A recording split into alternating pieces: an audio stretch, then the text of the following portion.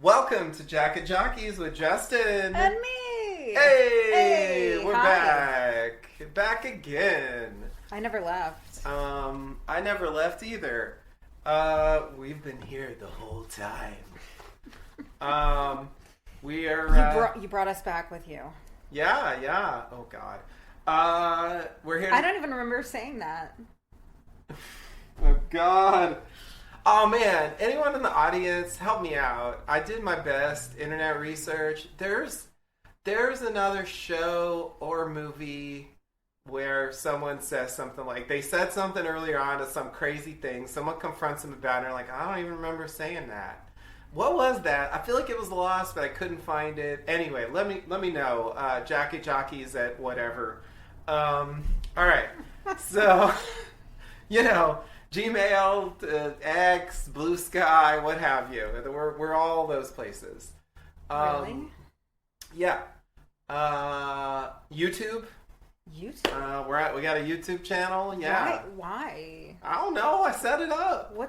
Why is this necessary? It's not necessary. None of this is necessary. I see. It isn't about necessity. Okay. If you're looking for necessity, You told me that I had to do this out of necessity. Well, that was a lie. I'm afraid to say. You're supposed to say, I don't even remember saying that. I don't remember saying. Yeah, good point. Should have said that. Anyway, we're here to discuss season 3, episode 4 of Showtime's Emmy-winning series Yellowjackets, entitled 12 Angry Girls and One Drunk Travis. Which is a very weird, cheeky title that's referencing 12 Angry Men because there's like a trial going on. And then, it's funny to me that it names One Drunk Travis when it was not clear that Travis was drunk. And this is what we learned. And also, he had 1.5 lines in the episode, so it's just weird that he's name-checked in the title when he played almost no role in the episode. I'm just confused. I don't know, did they just think it was too weird to leave it at 12 Angry Girls because Travis was there? I don't know. Yeah, it could have just been 12 Angry Girls ... and Travis. Yeah, exactly. It's the drunk part that also confuses me. It's the drunk part, yeah. Because he has been drunk in previous episodes, at least in a sense. The drunkenness isn't relevant the way the anger is relevant. Yeah, and he seems like a little out of it, but there's really no, I don't know, I didn't get any indication that he was really drunk, the way it seems like he's drunk on Lottie.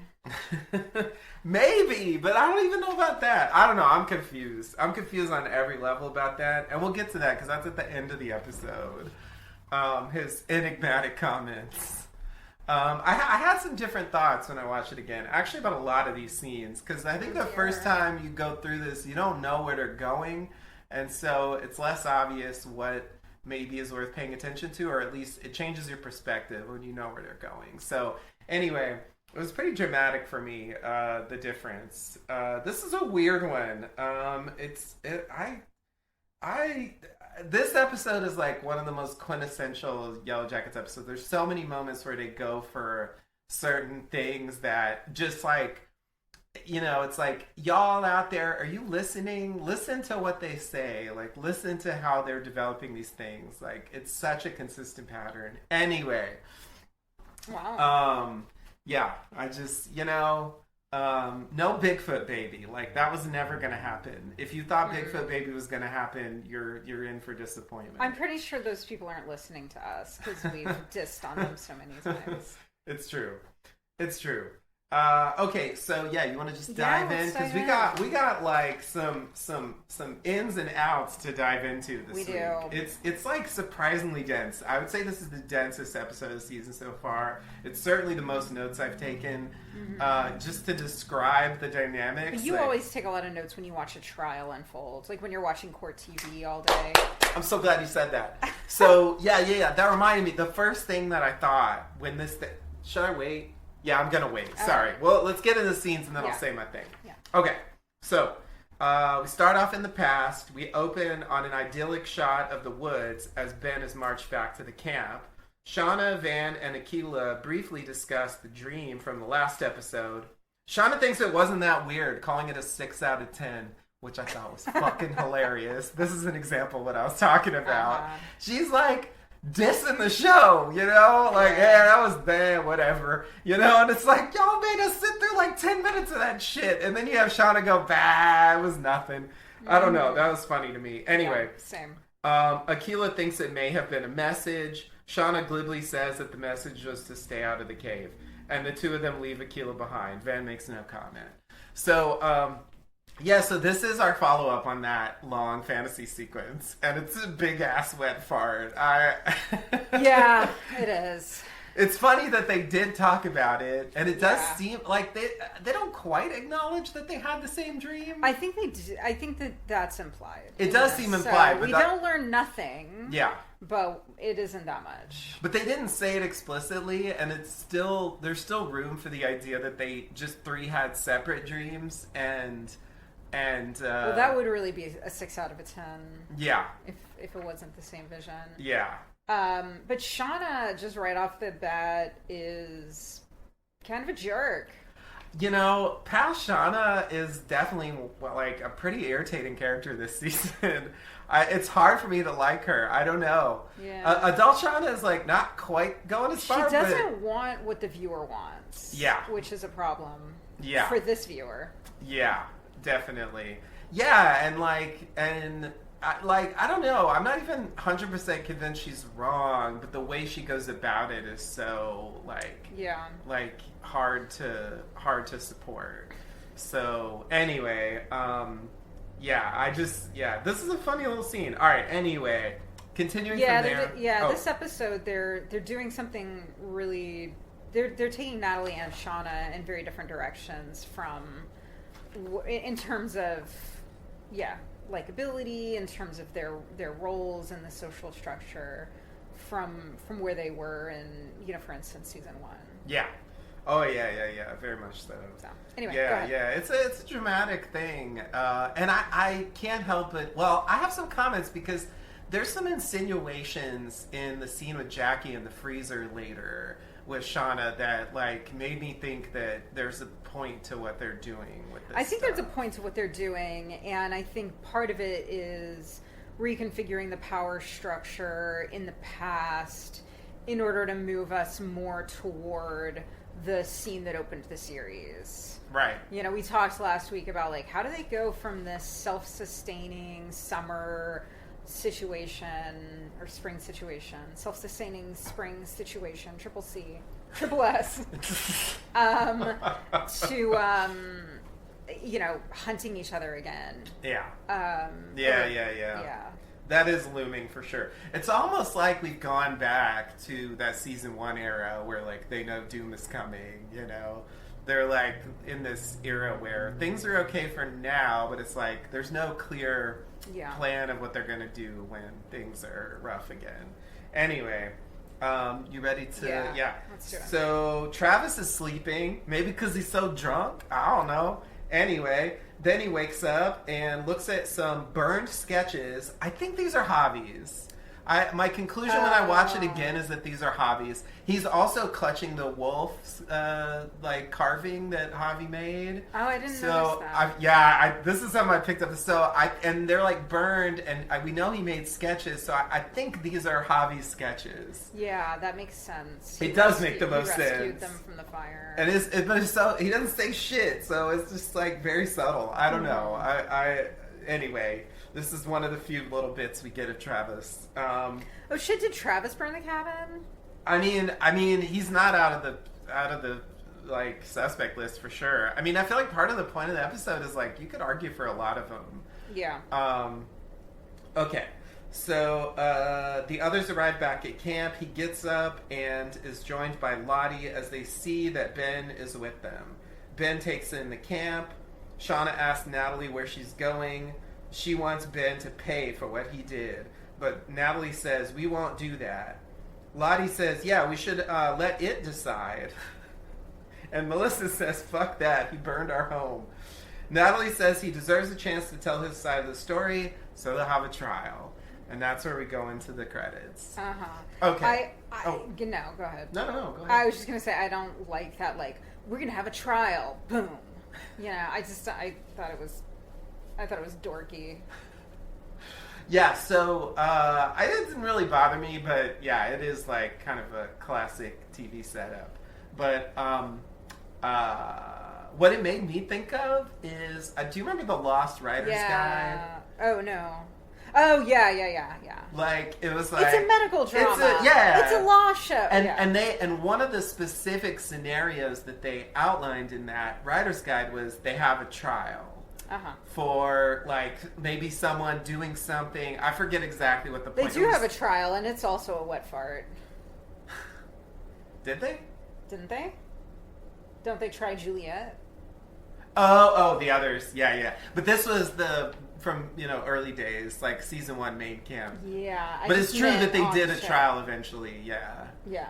I just want to point out that I remembered that and you didn't. Well, I was thinking the main survivors. Sure. Excuses. There was also Kate's trial when she goes back. Like, they did show that also, if you want more trial stuff. Now you're just trying to save face. But anyway, so I just thought it was funny that they got, again, just continuing what I feel like are... If not... what if it turns out that Damon and Carlton actually ghost wrote the whole show? If Damon just couldn't handle the scrutiny that would be and the so judgment. funny. No one's going to blame me for this. I'm going to... Yeah, that would be so funny. I mean, I'm convinced that they have a Lost influence in there. Yeah. And I don't know how much of this stuff... Like, this is a pretty obscure thing to be referencing, but it feels to me at the very least like it shows that there's a strong spiritual connection. I don't disagree with your broader point. I also just think this is the kind of thing, trials over behavior, it's the kind of thing that's going to come up in any sort of post-apocalyptic or society destroyed thing. Like, I'm sure there's a trial in Lord of the Flies, which is kind of the touchstone text for a lot of these. Yeah, and that's the place the Writer's Guide was coming from, that it's a logical place you could take that scenario, so it makes sense. There's other things that are like more explicit Lost references, like, for sure, like the fact that Hurley was the Antler King and would lead them all in chasing people into the pit and then eating them. Like the cannibalism thing in Lost was through the off roof. The charts. It was like day 2 they're already eating each other. I know, right? For fun. Quit eating me, Boone. There's still plenty of in-flight meals. I'm still alive. What? Anyway, So I love how like no one cares what Lottie thinks. There's like multiple examples. of that that's in another this example. You're right. I mean, Lottie is actually a really big one that they've totally shaken up the social order. In this, I mean, there's references to the way the social order had been in the previous seasons, but everybody's, getting kind of recast. I'll tell you another thing I was thinking about with regard to Lottie. Like, thinking a Lottie about Lottie. I was thinking a Lottie. Yeah, I mean, especially because, this is a kind of a terminal episode for Lottie. I was thinking about how, I mean, this is one of the things I loved most about season 2 is the way they did the past and present character arcs with Lottie and Natalie. Like, specifically, like, they had them almost go in opposite directions. Like, past Natalie does her worst thing ever as present Natalie redeems herself. And past Lottie has doubts and comes to believe like she's not sure like any of that stuff was ever real, and adult Lottie starts in that place but then goes in the opposite direction by the end. Like, I just structurally, like, that was something I really appreciated. But something I thought about but I don't think I've ever said on the podcast is like, she's back on that train this season. It's been a couple months and like all that stuff with Travis, and now she's like going on Aquila to some extent, like, and she's talking about the wilderness all the time again. It's like she's like reverted back to believing in all of that, like woo-woo mysticism stuff that she was in, so it's like there's something happened in that interim of that like ultimate self-doubt place that she was in at the end of season 2 and where she is now. And I don't know, I think that's notable, so I wanted to bring that up. Okay, so shall we continue? Let's. All right. So as they set up some sort of table, this is what they kind of sit around, the jury table, the traditional jury table. Yeah. There's a lot about this that is really well informed by American judicial practice. I feel like that is one of the charming things about this plot, the way they don't really know how to do a trial, but they've seen him on TV and they just kind of bullshit their way through it. Yeah. I don't know. Anyway, Natalie says that it should be a 2/3 verdict, but Shauna wants a simple majority, which would be over 1/2. Natalie notes that the standard is 100%, so this is a compromise. She actually says, I'm meeting you halfway, but technically that's false. Oh, meeting her halfway would be more like 75.5. Anyway, whatever. I don't actually care about that. But Ty volunteers for prosecution, but wonders who will do the defense. And so they all look at Misty, who doesn't want to do it, but Natalie convinces her by saying that she can save his life. So just setting up the roles here, and also what the standard is going to be, which we'll come back to, and also not only do I think it should be a simple majority, I think I should be able to berate people until they agree with me, because that's definitely a good way to run a trial, right, Shauna? Anyway, yeah, that's not good. Not good. I just, oh man, she's pushing that anti-hero thing so hard. Yeah. Okay. So we go back to the present. We have Shauna with Jeff getting the van repaired and talking to a repair guy. She thinks, oh yeah, it was a cut brake line, right? But the guy says no. It was a bad brake booster. Shauna's like, oh, so someone tampered with the brake booster. And the guy's like, no, it just failed. Can that happen? And gives him a quote and a time frame before walking away. I have no idea. Shauna agrees. He walks away. Shauna tells Jeff she thinks it's weird the brakes are bad like that, but Jeff thinks it was karma. Mm-hmm. At least for what he, quote, did to Kevin, or that he didn't, quote, stop it. Oh my god, the van didn't stop! I love that. Peak Jeff. Oh, Jeff. And it's like, you didn't even know that there was poison in the hot chocolate. Like, how could you have stopped that? Like, it's absurd. Just like, how could he have stopped the minivan? You're so right! Yeah, all right. It is classic Jeff. And Jeff is actually hilarious in this episode. Jeff is great. Yeah, I couldn't even. But this is another example, right? It's like following up that opening scene. We're all like talking about who tampered with the brakes, and then they tell us, nah, no one tampered with the brakes. It just fucking happened. It was just a failure. Like, the guy's like has no suspicion at all, And it's possible that something happened, but it allows us to like consider the possibility that it didn't really mean anything, and it's just a coincidence. Yeah. Like, and I think that's, I don't know. Anyway, that's a weird move, right? All shows don't do this. Yeah. Okay. So then we go to Lottie. Oh man, okay. I just got to talk through this. This is so weird.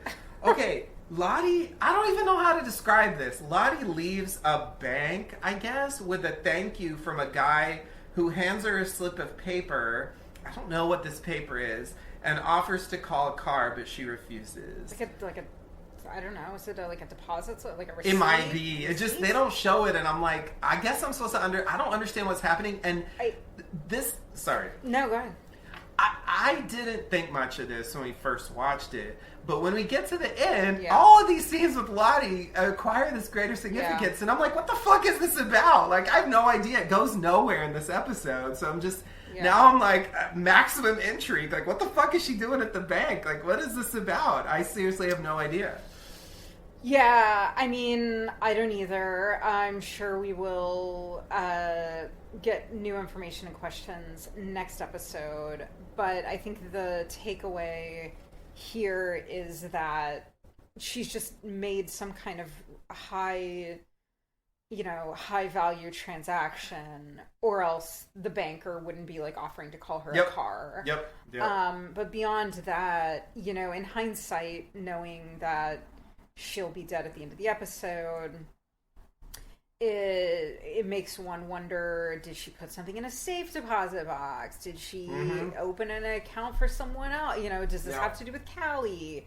Does this relate to the fact that she drained Travis's account the day that he died. Oh, right. That old gag. Yeah. I forgot about that, actually. Kind of feels like the show forgot about that. Anyway, there's a little more here. So Lottie gets a call from Thaisa, who asks her about the "it was pleased, you'll see" quote from the end of season 2. We all remember that. But Lottie says she doesn't remember saying that. And then Lottie says she should go, hailing a cab and hanging up on Thaisa. And I'm like, okay, I didn't think much of it the first time. But then I'm like, why is she so, like, standoffish here? Like, I don't understand. Like, it's weird. Is she lying that she doesn't remember? Or is she genuine? But even if she is, why is she just, like, hanging up on... Like, it's just weird. I don't know. Like, there's something super odd about this scene.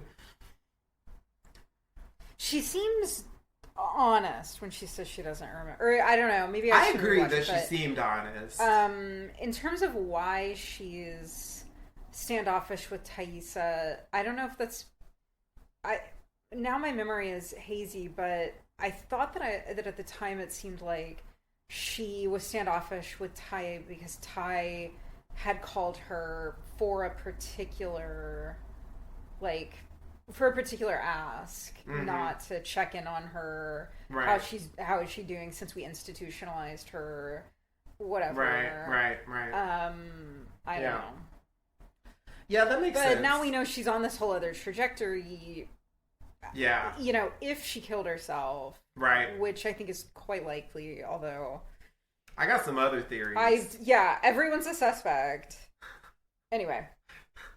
I got some other... Well, okay. So, I also just have to acknowledge... I mean, I referenced it earlier, but, you know, this is like... Like, we actually talked about this in the last episode, you know, these, like, ambiguous Lottie quotes, you know, "we won't be hungry for long," or, like... "you took something that doesn't belong to you," or, you know, like, she says this shit, and then, like, no, or, my favorite, you know, "is there a difference?" Yeah. You know? Like, but no one ever really calls her on it, and I love that they were like, okay, we'll have someone call her on it, and then she's like, "Man, I don't know, I don't even remember saying that." And it's like, okay, you don't remember. What do you think you could have meant, though? Because you did say it. Yeah. Could you please, like, offer an opinion? Like, it was just like, she had nothing. And it's just, it's so, again, like, shows on, this is such a frustrating thing. Like, it's like I love-hate it. I'm clearly drawn to this stuff, but it's so frustrating. I don't know. It's like...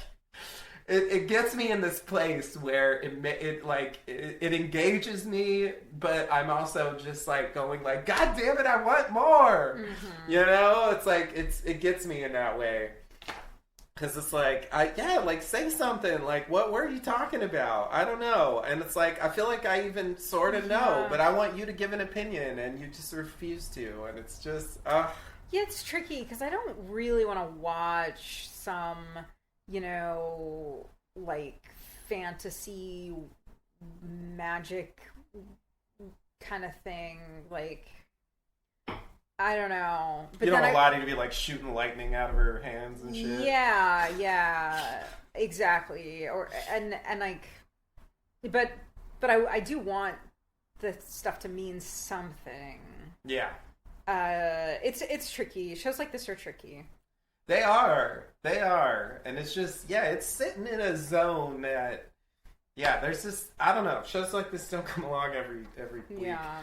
And it was just, it felt like extra this week. Yeah.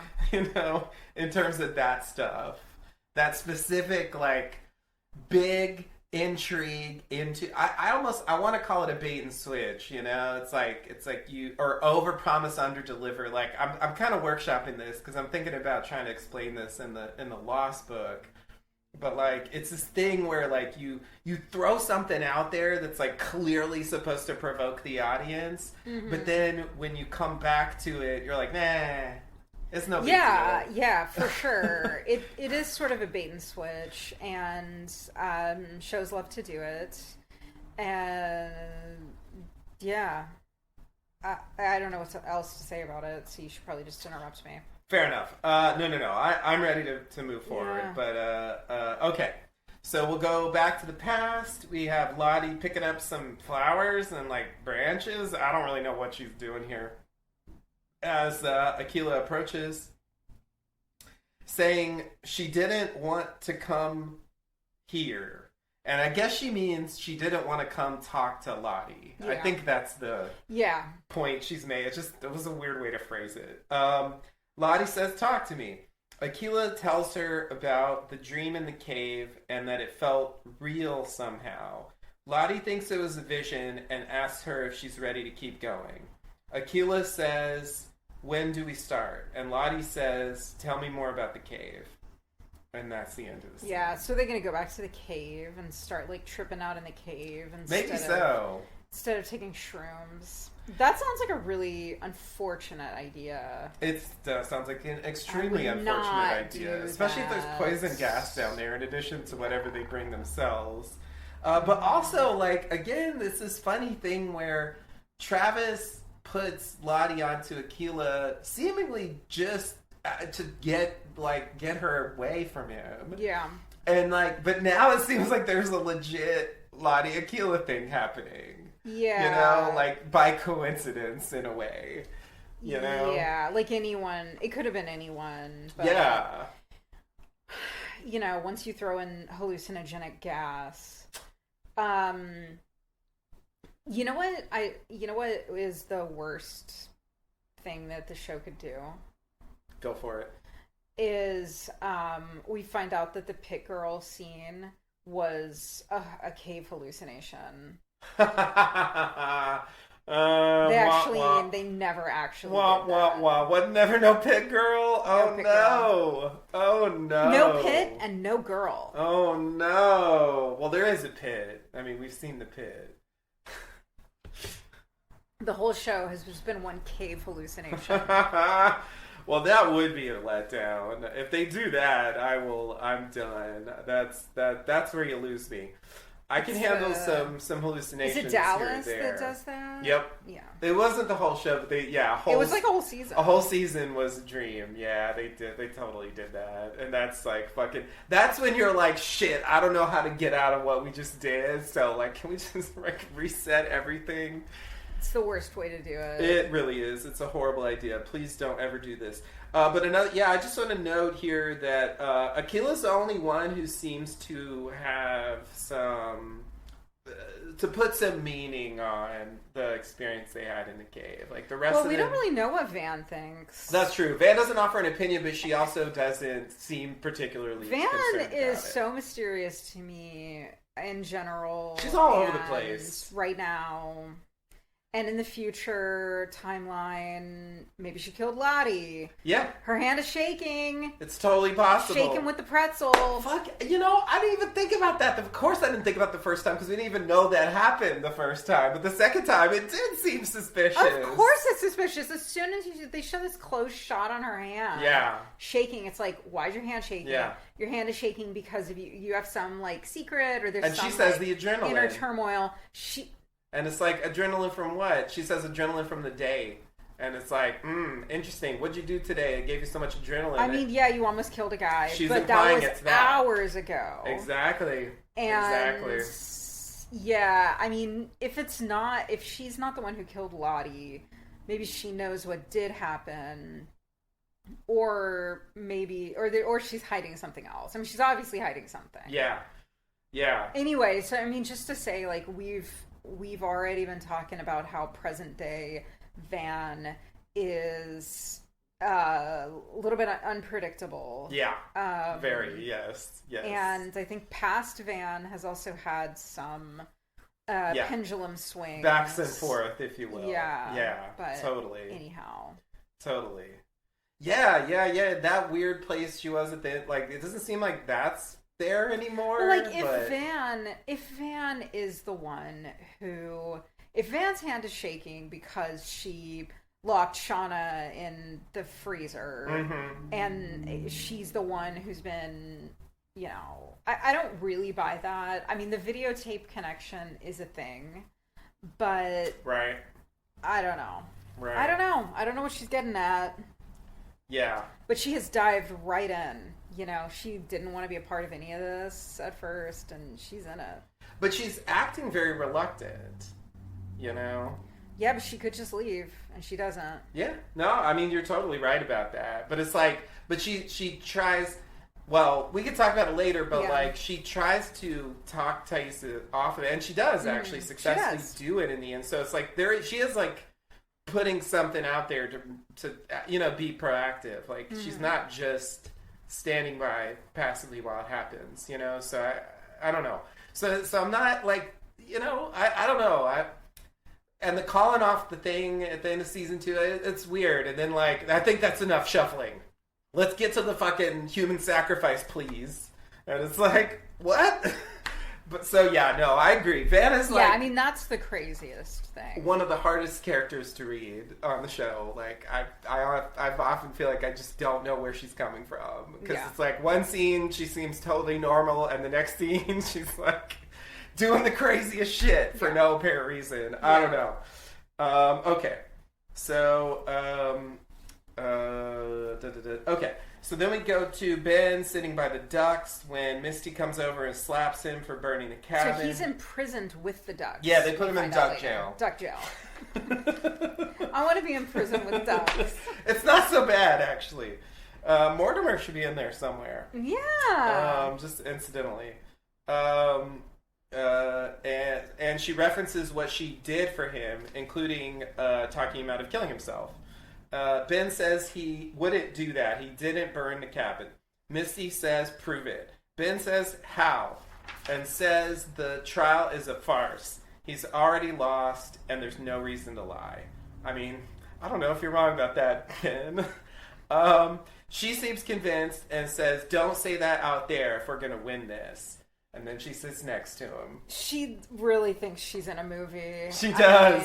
She does. She wants to be fucking Tom Cruise in A Few Good Men. Yeah. She's like, you know what? I'm going to get you out of this. Mm-hmm. This is a job for me, and I got what it takes to... Does Tom Cruise do it? Does he succeed? Actually, I don't remember. He might not. Well, it might have actually failed. Well, there you go. It's been a long time. But I was just trying to. It was the first courtroom drama that came to mind. Yeah. There's some others out there. Mm-hmm. Okay. So back to the present. Jeff is loading a box with stuff for charity. Jeff found some tips on WikiHow for reversing bad karma, which is fucking hilarious. Including the box, and he's also planning to find a lost cat from a 2-year-old flyer. I'm gonna find that cat. Love that. That's Jeff. It's so Jeff, ridiculous. Pulling up WikiHow, how to reverse bad karma. I know. Oh, Jeff. I know. He's so adorable. He means well, and he's so hopeless. Anyway, all right. Shauna is skeptical. Jeff asks Callie, who comes in, if she has anything to donate. Callie verifies that they don't have any of her stuff in the box and wonders why they're doing this now, and wonders if it's because Shauna threw Lottie out. Shauna says no, and also don't mention Lottie. Jeff says why now doesn't matter and defends the idea. Shauna agrees finally. Jeff says he wants to do some volunteer work. Callie says she's out. Jeff says it's the place where Randy does hours for his DUI. And Shauna agrees. I gotta bring something up here. Go for it. It's well, first of all, like, Callie comes off as like really weirdly like harsh here. Like, I don't know why she's so like, fuck this charity thing. Like, I don't know. She's a teenager. But it's like, I feel like she's Were you really into doing charity when you were a teenager? I feel like she's reverted to... I forgot that when you were a teenager, you were a candy striper, and you would go around and you would solicit donations from people. You would take them. You would help little old ladies clear out their attic and take those items to a charity. All right, fine. It's like the angsty teen side of Callie is something that I feel like hasn't been as prominent since season 1. So it we're back to season 1. Yeah, it felt like a different mode from what we've seen more recently. So that's why it felt jarring. Not in general. I do understand in general, but Okay. The other thing I wanted to bring up is, like, we find out through the course, this is such a small point, and I don't care at all about this, but why am I bringing it up then, you ask? Anyway, we learned through the course of this episode that Randy is doing community service at the place where Misty works. Uh-huh. And that throws the... Like, I just feel like they fucked this up. Because with the FBI thing in season 2 with Walter, you know, she doesn't mention that. She's like, he's going to recognize me because we went to high school together. Yeah, but if he actually is doing community service where she works, then he knows her from, like right now, you know? And it just seems like that's what she should have said if they actually knew they were going to do this, which they clearly didn't. It was an extremely speedy trial for the DUI. It's a retcon. I'm just saying it's a retcon. Yeah. Because I feel like it should be implied that the DUI happened before he was in the motel, before he was kicked out, and therefore before that whole thing. Anyway, okay, very small point, but it stuck out. Okay, so then we go to Van and Ty sitting on the street as Van says what they're doing is a stupid idea. But Ty thinks it could be worth it. They buy a deck of cards. They take out the Queen of Hearts. Van places it on the sidewalk, and they watch as a few people almost but don't pick it up. Finally, a guy picks it up and puts it in his pocket and walks away. Van is surprised that, quote, it chose, and they get up to follow. So, who would do that? Who would pick up a card from a deck of... Like, who picks up a card from the street? Only a child should do that. This fucking guy. I don't know. This fucking guy does that. We never learned anything weird. about him. You point out, that's true. You pointed out, you know, this kid, it like sticks to this kid's shoe for a while. You raised the question of like, what would they have done? Yeah, if the kid picked it up. Yeah, if it hadn't like fallen off of... Or no, the kid picks it up, but then it sticks to someone else's shoe. The grown-up tells the kid to put the card down. Yeah. So you raise the question of, like, what would they have done? Would they have really risked the possibility? Or would they have, like, Yeah, like, do we have to, like, kill this child now? Like, are you really is it worth it? If that's what the wilderness chose? Like, do you believe in it that much? The wilderness of downtown Newark. Or Jersey City, whatever this place is. Yeah. Yeah, I'm not actually sure. I feel like it's supposed to be New York City because there's multiple references to that in this episode. Well, I know they're in New York City later, but I thought that... Well, okay. Anyway. I thought this was also New York City. I don't know that for sure. That goes back to, like, suspects lists here, but I think it's New York City. I could be wrong. Okay. It looks like it to me. But, yeah, I can't prove it. Okay. So we go back to the past. We're going to come back to that plot. Yeah. We go back to the past. Van outlines the trial and introduces the Honorable Judge Natalie. There are these stupid outfits. I'm just like, this is so cornball. They're not 12. They're like 18 now. Why are they dressed like this? Anyway. And then, of course, they troll us with the antler hats. Yep. Natalie comes out with the antlers on, sits in a chair. I think from the airplane, that was my interpretation at least. There's like metal in it. So I was like, that must have come from the airplane. That shouldn't have been in the cabin. No, I don't think there was metal furniture in the cabin. Yeah, I wasn't. And they didn't drag a chair out of there anyway. I wasn't paying attention to that level. It doesn't really matter, but that was just my, thought. Bangs the gavel and tells Thaisa to call her first witness. Ty calls Mari. Mari is surprised. I don't know why. Misty tells Ben to smile. You should smile more, Ben. Anyway, Ty starts questioning, but Misty says they need to swear her in first, and then looks at Lottie. Oh my god. So this is another example of what I was talking about earlier. Yeah. Lottie goes to Mari and tells her to repeat a strange oath to the wilderness, but Natalie interrupts with a more standard oath and waves Lottie away. Mari agrees to the latter. Ty says, we're glad to have you back after such a traumatic event. Misty objects, and Natalie agrees it's an opinion. So Ty reframes it as a question to Mari, who agrees it was traumatic. Mari says he, quote, made me eat bats, and he was talking to someone who wasn't she. Ty asks if he was deranged, and she says maybe. Mari says he didn't want her to tell the rest of them where he was because they might come and get payback. Ty repeats, payback. Misty takes over and asks if he said payback for what. Mari assumes burning the cabin, but Misty says that's an assumption. And you know what happens when you assume? This was in the official record. Yeah. Anyway. I hope the court reporters got that. Then Misty notes that he didn't kill Mari or leave her in the pit like he could have. Mari admits that he didn't want her to die in the pit, and that's why he took her out of there. Misty repeats that point and asks Mari if that sounds like a murderer. And after Mari says no, she says no further questions. Okay, so I just want to make a few comments here. So, this is, I already said it, but just to reiterate, like, this is another example of, like, Lottie coming in with her stuff and just kind of getting casually dismissed. Like, no, whole truth, nothing but the truth, blah. Like, just enough with that, like... You will obey the wilderness and all it, it's okay.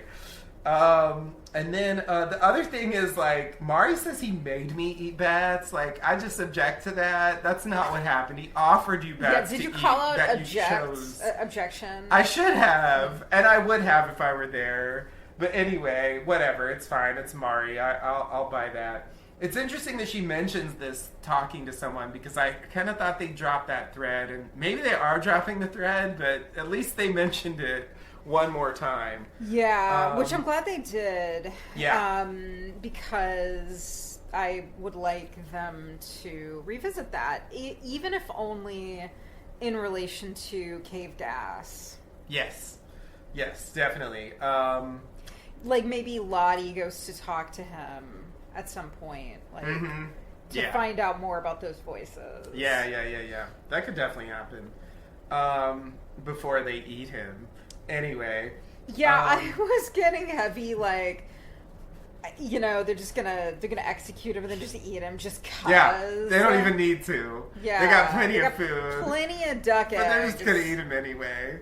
Because, like, come on, what else are you gonna do with him? Yeah, we're not gonna let that corpse rot. Yeah, There's no way to preserve him. Definitely not. We eat him or the maggots do.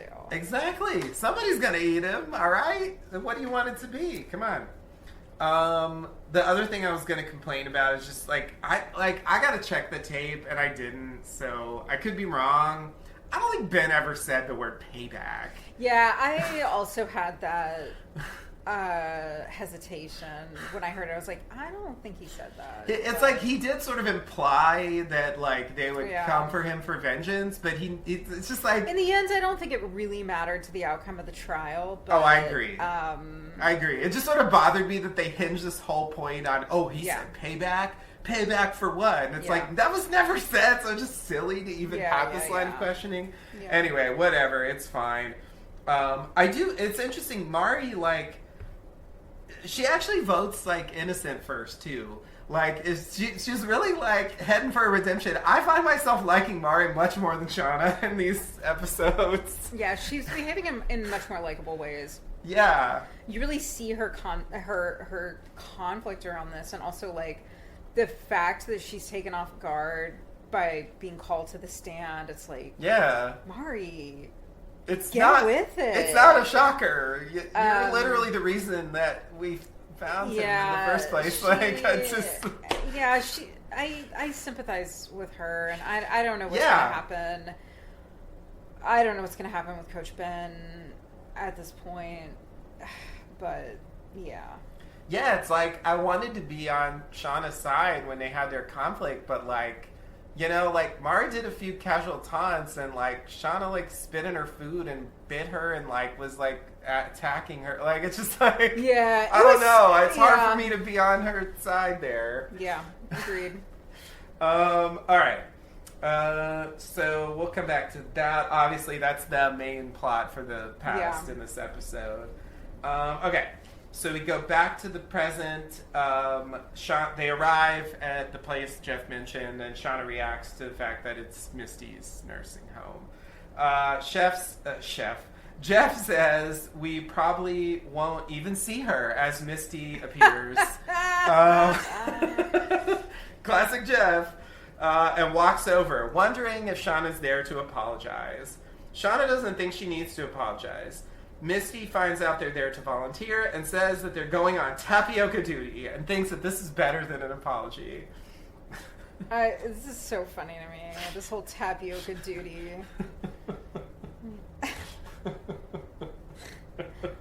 Yeah, those pearls aren't going to pudding themselves. Exactly, that was the line. That was the line. Yeah, I'm also totally on Misty's side in Misty versus Shauna, you know? It's just like, Shauna's being totally unfair about this. You just accuse Misty of shit with no basis at all. And and you used her openly, for babysitting, and then you yelled at her about getting drugged against her will. It's just come on. Anyway. Shauna, come on, get your shit together. What's up with you this season? All right. Anyway, we'll come back to that. Yeah. Back to the past. Misty questions Shauna about being up on the night of the fire. Shauna says that she was journaling. Misty asks if she started the fire. She denies it. Misty notes that night Nat was chosen as the leader, and asks Shauna if she's upset about not being chosen as the leader. Shauna lies and denies it. Misty presses her case, and I say she lies because we know for a fact that that's true. Yeah, we do. And Misty is insanely perceptive because I have no reason to think she actually read the journal where she said this directly. And it's oh, you just picked up on this apparently because it's 100% true. Anyway, Misty presses her case and Shauna seems to admit it tacitly, but says why would she burn the cabin because of that? She lived there too. Misty thinks it was set up to save them all and be a hero and be crowned as a new leader. Misty stops there. Ty wants a redirect, but Natalie doesn't know what that is. I love that. So Ty clarifies she wants to talk to Shauna. So Nat agrees.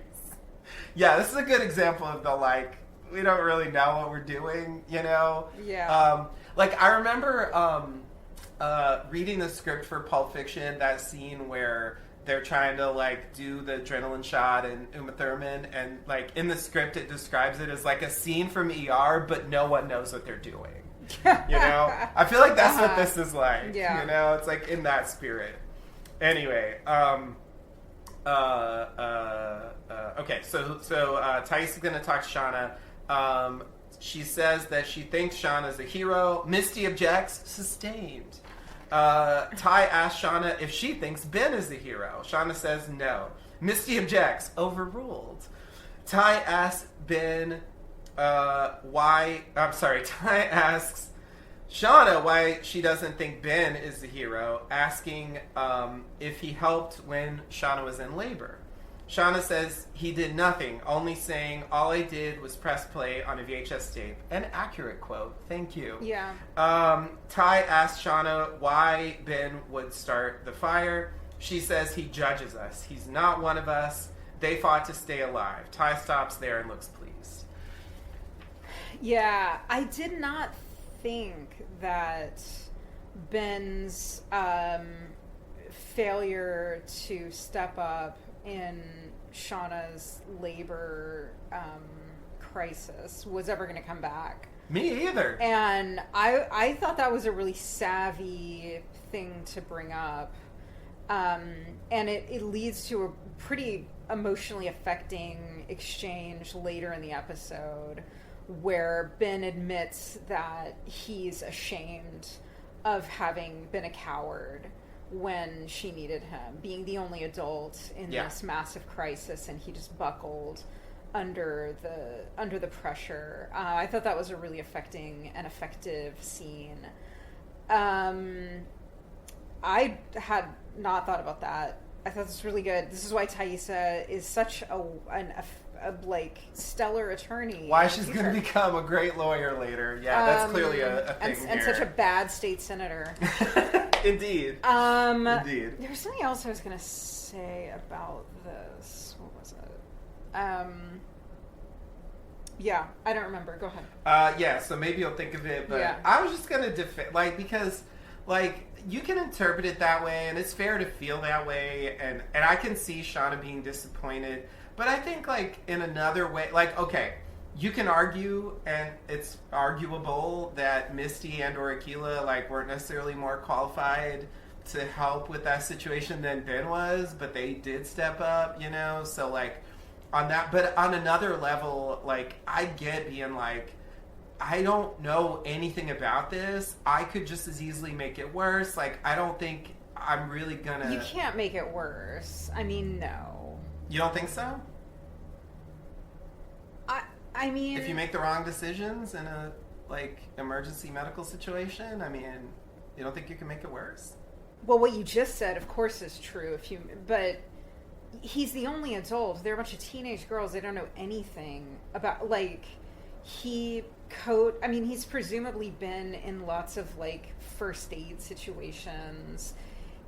I just think, like, he's the only adult in the room. Like, just to walk away and leave them to it. Yeah. I mean, I think that's a miss. That's bad judgment. It's not the same, though, as deliberately setting the cabin on fire to kill them. Those are totally different things. But I'm not saying that it's that one leads to the other, but I do feel like that kind of thing, it's like it goes to character. It's the same as, like, he judges us, which is true. He absolutely judges you all. Yeah, that's not wrong. Not the same thing as saying that, like, just because somebody judges you and judges your behavior doesn't mean that he would try to kill you all in your sleep. But, like, of course, if you administer bad medical care, you can make a situation worse. But it's not like an ambulance was on the way, is my point. Yeah, sure. It's like there wasn't someone better qualified. Like, Aquila, he could have let Aquila take the lead and stood by to be like, I'm here for you no matter what you need. Yeah. But, and also, just to remind you, what's her name had also, like, almost fainted and passed out. She only came in later. Misty. Yeah. She freaked out. And left. And, like, it is a scary situation, but it's like what he has that the rest of them can't be expected to have, that Misty can't be expected to have, is a kind of maturity that comes with adulthood. Right. So. Yeah. I'm just saying. I think if I were going to defend him, and I think this is why, like, I didn't take it, when we saw that, I didn't take it as a horrible thing, or like extremely cowardly or whatever, is that we were seeing his point of view before that. So, like, he had been like regressing into this, like, fantasy world, and just, like, lying in battle day, and also he was more malnourished than the rest of them because he hadn't eaten the stuff. So that is definitely true. I agree with all of that, and it also made me less judgmental of his behavior in the moment. Yeah. That it's like, because he's just not in a state. He's barely lucid. Yeah, exactly. But they don't know that because they're not watching the show. Yeah. And I kind of wanted him to talk about that more. You know, he framed it in a different way from what I would have expected from what we actually saw in season 2. You know, like the way he talked about it felt more along the lines of the dynamic we saw in season 1 when, like, for example, when Laura Lee stands up and is like, what are you going to do to stop me? You're not, no one's listening to me. I have no power here. I'm basically useless. And then the next part of that that's clear in season 2 is, I'm going to be next. They're just going to eat me. Like, that's what's coming here, you know? And so it's like, I don't know, like, it's hard for me not to be at least somewhat sympathetic with that, but yeah, and also, like, I would be terrified by this situation as an adult. So it's like, but yeah, I mean, you know, could he have been braver? For sure. That's undeniable. But, you know, I'm a coward too, let's say. I'm not saying that I would perform really well in that situation. I'm just saying, you know. Yeah. He stepped up less than they did. So, you know, that's fair. Okay. But yeah, I was surprised. I was also kind of surprised that Shauna even noticed. You know, she was also like in her own like weird place in that episode. Yeah. So I was surprised she not only remembered, but she quotes him 100% accurately. That's exactly what he said. That might be a little revisionist. Yeah, fair enough. Fair enough. My least favorite episode. Anyway. That's right. So, are you ready to move? Yeah. Did you think of a thing? Okay. No, I was just gonna say, like, yeah, I did say it, which is like, absolutely, okay. He was judging them. Oh yeah. No, you're totally right about that. He said that right. explicitly to Natalie. You're better than them. You should come with me. Like, it's very clear that he's judging them for what they're doing. You know? Yeah. Which, on the one hand, I understand, but on the other hand, it does seem unfair. Anyway, a little bit of both. Yeah. I don't know what I'd do. I mean, I'd be eaten. That's just a simple answer. Anyway, I'd be eaten. They have to eat me because I couldn't deal. Yeah. I couldn't deal. All right. So we go back. Oh, you mean I would be eaten? I thought you meant I'd be eating. Oh no, they would I be just like that's me. A really funny, casual way to say I'd be eaten. No. Motherfucker, I'd be eaten. No. I'd be. I mean, maybe I could bring myself to do it, but I think just living in that situation, like even just doing the draw is awful. You wouldn't have made it past the first night. Yeah, exactly. Yeah, I'm not cut out for that hard living shit. Like, no way. No fucking way. I'd be Jackie, you know. Like, I'm just like I don't know what to do. Like, I just eat me. Please eat me. Anyway. Yeah, starting with that high calorie butt. High calorie butt meat. That's right. Okay, so back to the present. Van and Ty follow Card Guy. He has a kid's dress. They speculate on what that could mean and whether that should stop them, but they continue to follow. Yeah, that's a really funny line when, you know, Van is like, he's got a kid's dress, he's a dad. She's like, or he's a creepy pervert. Yeah. And she's like, you don't, a creepy pervert. That's redundant. Yeah, it's a classic exchange. But this is actually the most we get about him. Yeah. In terms of, you know, he lives in an apartment and he's carrying a dress. That's really like, and he picked up a card. Like, we just know no more than that. No more. They don't reveal that he has kids. They don't reveal that he's a creepy pervert. Pervert. Get out of here, pervert. Get on in, pervert. All right. Anyway. Woo. We'll come back to that, obviously. All right. Let's do it. So we have Randy calling out bingo numbers. I love this scene. But I'm a little confused about what happened. It's like he has microphone feedback problems because he's turning the wheel. I don't really understand what's going wrong here. But anyway, somehow he's fucking it up. And so Jeff steps in to turn the wheel initially. When Randy calls out B9 and there's no reaction, Jeff grabs the mic and makes a benign biopsy joke, which they fucking love. They love it. They're He's like, in his element. This guy is the funniest guy I've ever seen in my life. It reminds me of this guy that I had the pleasure of meeting once who like took a karaoke machine around to nursing homes. And it was amazing. He was just the apple of every little old lady's eye.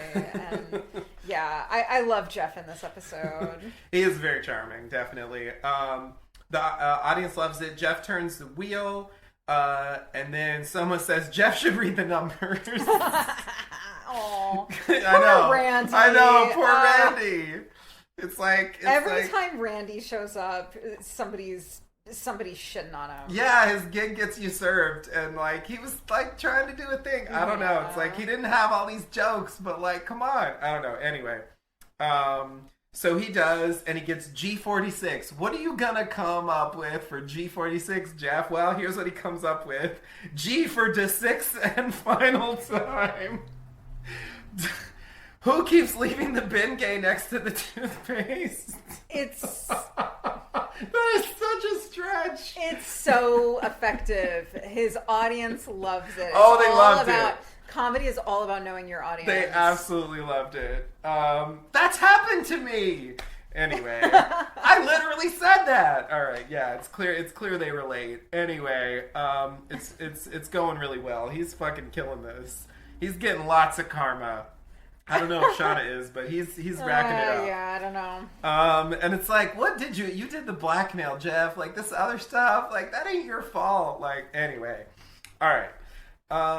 So Misty sees Jeff and then walks over to Svetlana, the lady who was brought in by Walter in season 2. I didn't think we were coming back to that, but that's why they showed it in the previously on. Wow. Okay.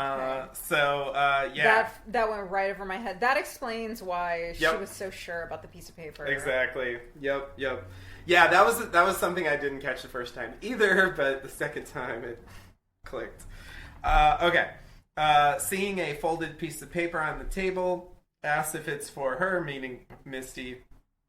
Svetlana says it's her letter to the comptroller, and Misty leaves. It's like, well, okay. I don't know. I'm very confused by that. But comptroller is just a funny word. Mm-hmm. Google Docs spell checked me on this and thought I should say computer. I think it said controller. It wanted me to say controller. That's clearly what you meant to write, right? Controller. And it's like comptroller is a thing. Maybe you should learn that, Google. Get on that. Teach it to the. Can you not do that?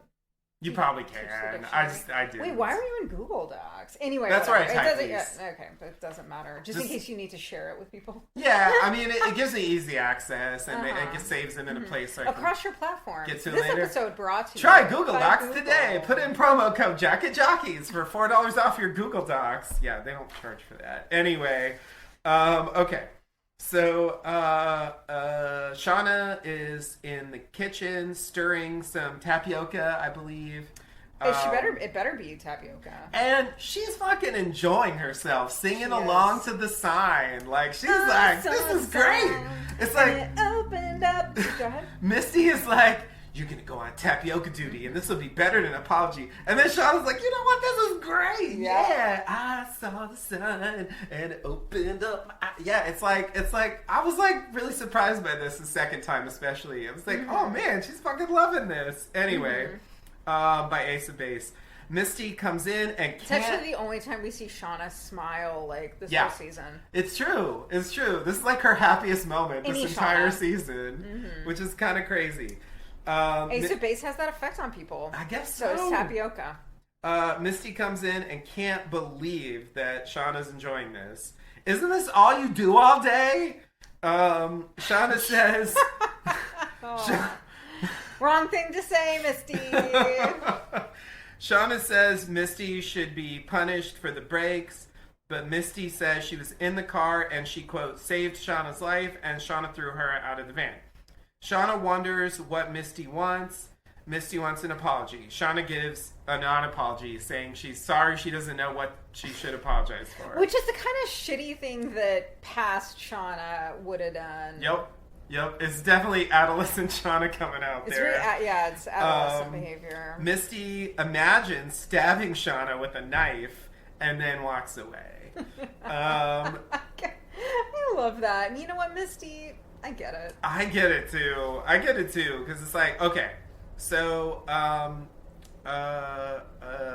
one thing that kind of stood out here, again, I don't really think that Misty killed Lottie, but it was interesting that she has a murderous fantasy in an episode that ends with a death. It's just notable. Yeah. And also, just with regard to the... whatever this is going on with Shauna's like stalker or whatever, it stood out a little to me that they put this in here because we don't see this kind of thing routinely in the show. It's not normal. Yeah. But I agree that I understand. I don't think there's any way that Misty killed Lottie, not in 1,000 years. Yeah, I don't either. She is the bottom of my suspect list. I mean, I agree. I would literally, the only person who would be less likely to have done it in my mind is Jeff. Yes. I was gonna say when we got to the suspect list, Randy and then Jeff. Randy, Jeff, Misty. Yeah, exactly. Pretty much. Correct me if I'm wrong. What exactly did Misty do to save Shauna's life when they were in the car? Did she do anything? Did she pull the parking brake? Did she? I didn't think did she she did. tell her to go up the hill? Did she point her to the hill? Maybe she pointed her to the hill. I don't remember that happening. I just thought it was weird that she says this. Shauna doesn't even contradict her, and so I'm like, maybe we're supposed to believe she did. But I'm like, I remember Shauna doing all the driving in that scene. So yeah, I don't remember who finally threw the parking brake. I thought Shauna pulled it once they went up that hill. But Misty did direct her up the hill. Okay, if she directed her up the hill, then I'll let that slide. I was like, did you? Like, how? Anyway, okay, fair enough. All right. So then Misty walks down the hall, seeing the paper on Svetlana's table again, and grabs it along with some puzzle pieces because she's just being mean for no reason. Yeah, that is one of This is an unlikable Misty moment for sure. Yeah, I don't know why she's mad at Svetlana. There's no reason to be. Or she's just lashing out. I think that's what it is. She feels disrespected. I think that's what it is. She's taking it out of someone who doesn't really deserve it. It's sort of like how she took out on Walter, like being mistreated by Shauna. You know, it's like a similar thing. Okay, so then we go to my pick for strangest scene in this episode that I don't understand. Lottie is rehearsing an apology in the mirror. Oh, I presume to Shauna, though she never says the name. So, I'm not 100% sure, but I just feel like from context, that's the most logical thing that she would be thinking about apologizing for. But she doesn't say it. And she does say at the end that she has a lot to apologize for. And that's where we leave this scene. This scene, again, the first time watching this, I actually found this to be kind of an amusing scene because she does these like take after take of like, I'm sorry, I'm very, it's this like classic rehearsal montage kind of thing. And she makes these faces and it's like quasi comical. But then watching it again, I'm like, knowing where the story's going, I'm like, oh, I'm not even 100% sure this is for Shauna. Like, it's like, could this be some other thing going on with Lottie? The trip to the bank and blowing Thaisa off, and I'm like, is there some extra behind the scenes thing happening with Lottie that like we're not privy to yet? It's weird. So in the moment, I thought. Shauna or Callie, because she's got this fixation with Callie. Right, sure. And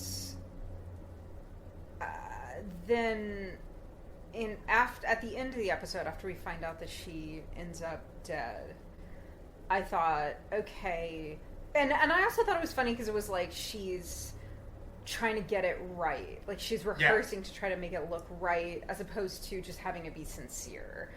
Then at the end of the episode, thinking back on that, I thought, okay, she's rehearsing for a video. Like she's trying to get it right because she's going to record herself making an apology. So then I thought, is this for all of the Yellowjackets?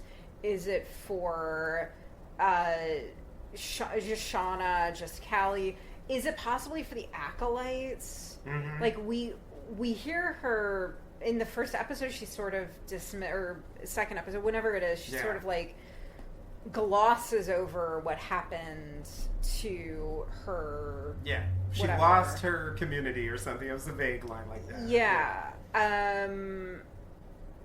Is there some, I don't know, financial malfeasance? I don't know. It's just it calls the bank thing. The bank weird. Thing. But then. Yeah, I'm really intrigued. This is so it just blew right by initially, and I'm like, oh, okay, we're just like picking up with Lottie as she's like trying to make up for what happened before. It all seemed very normal, and it's just when you watch it again, it's like no. If you look carefully, it's actually not obvious what's happening here.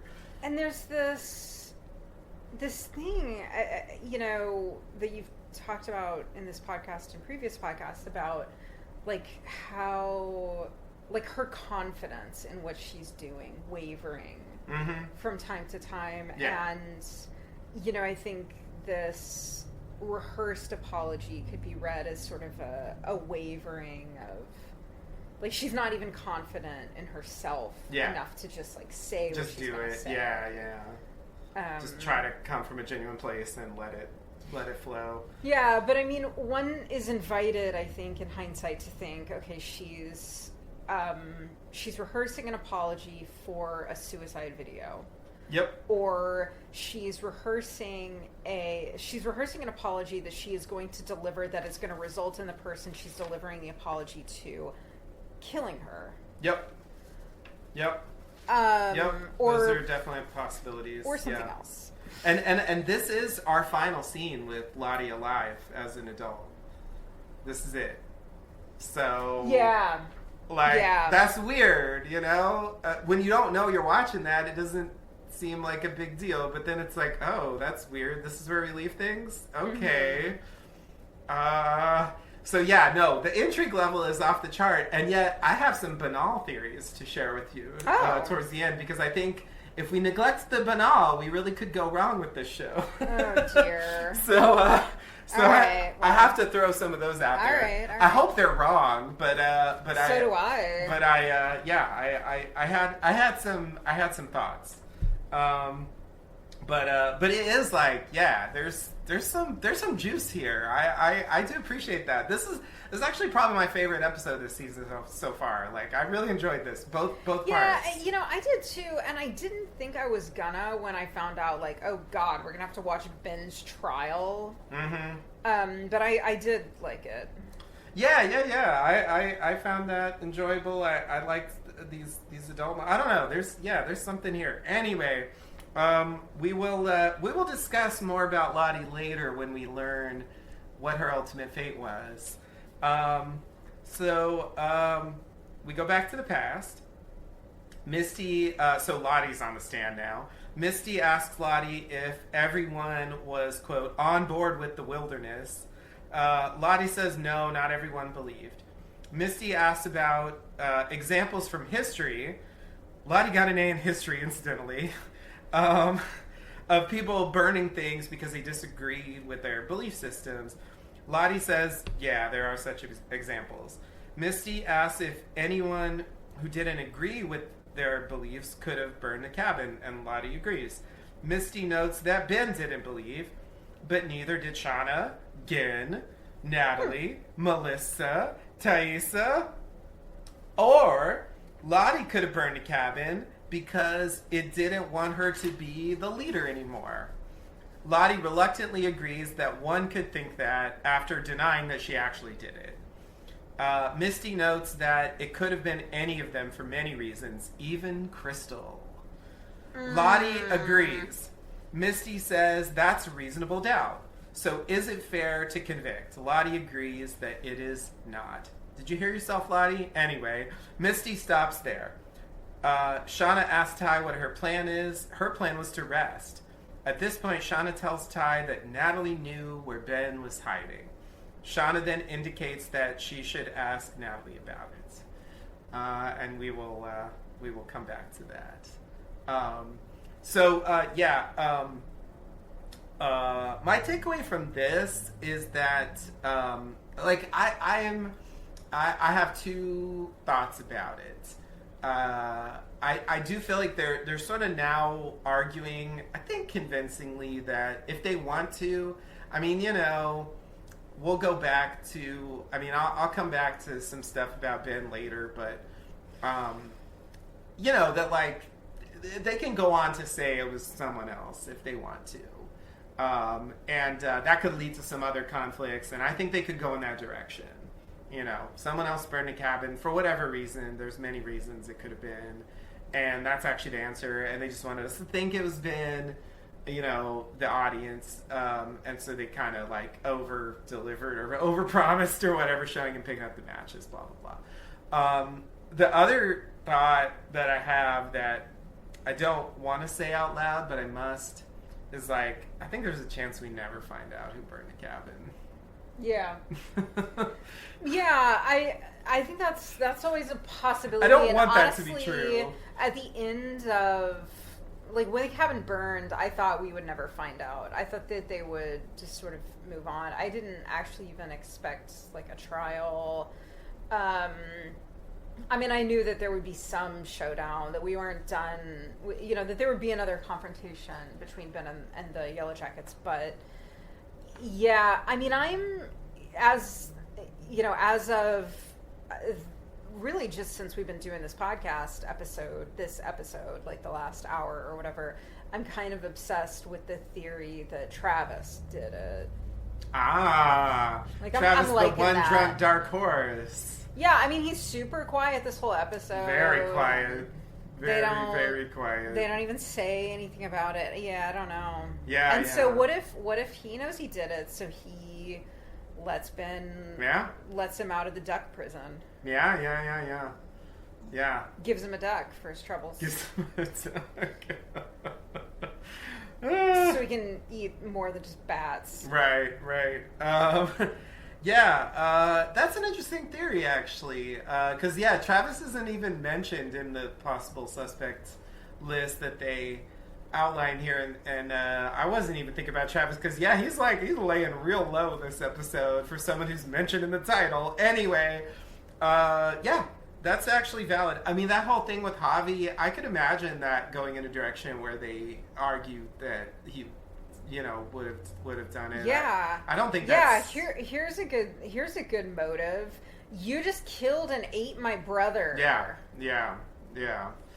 It's funny they don't actually bring that up because that actually seems like a stronger argument than some of these other ones. But anyway, that's interesting. I want to know. I am going to be disappointed if we never know, but I just have to say it feels like a distinct possibility that we'll never know. Yeah. So anyway, all right. Next scene. Yeah. So we go back to the present. Shauna brings some bins of cut vegetables into the walk-in freezer, knocking over another bin that smashes on the floor. As she picks it up, the door closes behind her. Shauna knocks and calls out, but we see outside the door that no one is there. Shauna realizes that it's cold in there. That's not really the right way to describe that. Uh-huh. She reacts to the fact that it's cold in there. I think she obviously knew that it's cold in a freezer. Anyway, she picks up some meat and bangs on the door some more to no effect, and then Jackie appears. And we'll come back to that, obviously.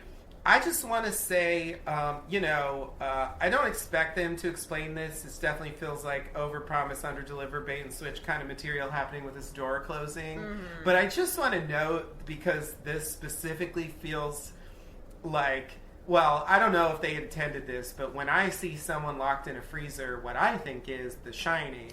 Yeah. And the interesting thing about The Shining in that way is that the freezer incident, actually I think it's not a freezer, it's a pantry, but regardless, that incident is, the reason why you have to believe there are ghosts, because the ghosts unlock the freezer.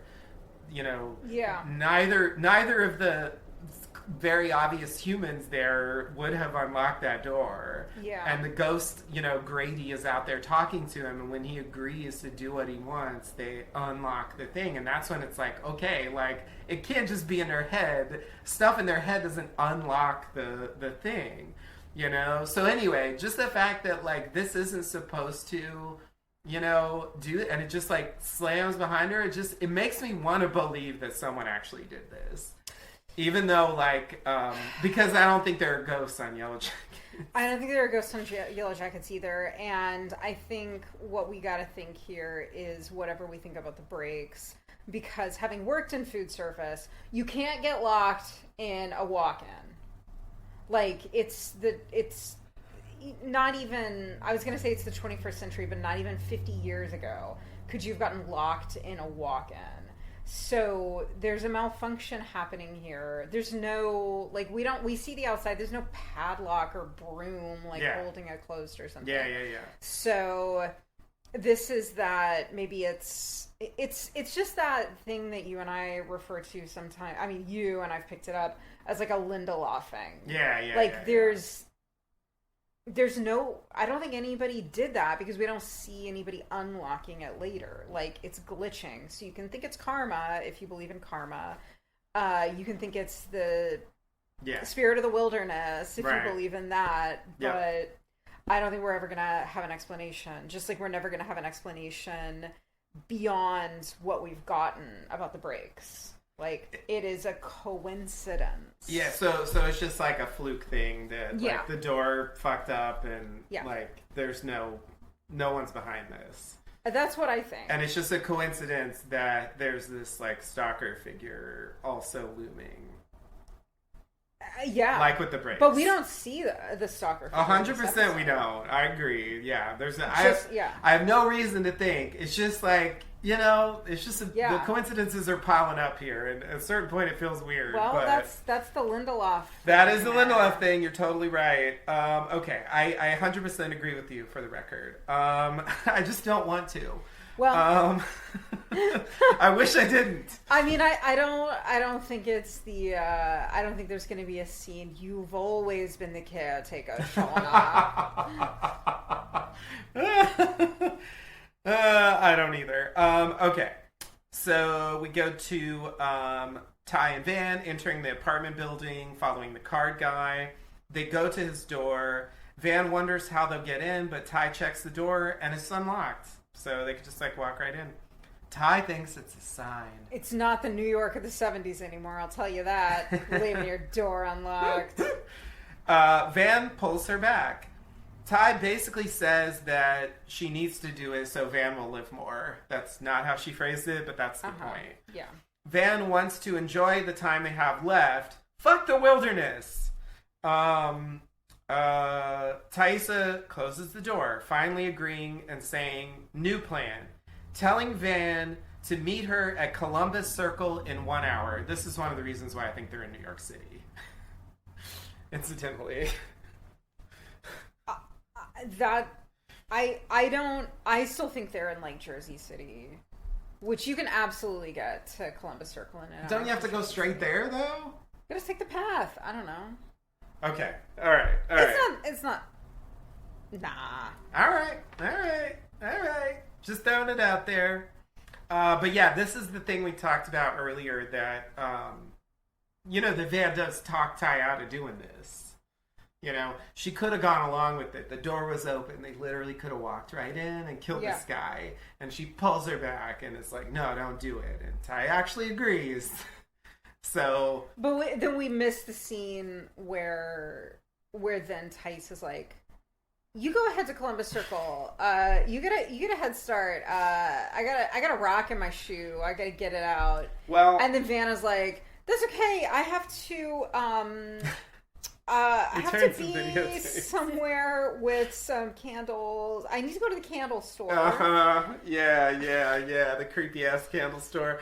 Yeah, so that was the other thing that stood out about this on the second watch, that they specifically split up at this point, making it possible for both of them to be, like, a potential suspect. Yeah. Because they're not accounted for, either one of them, by the other.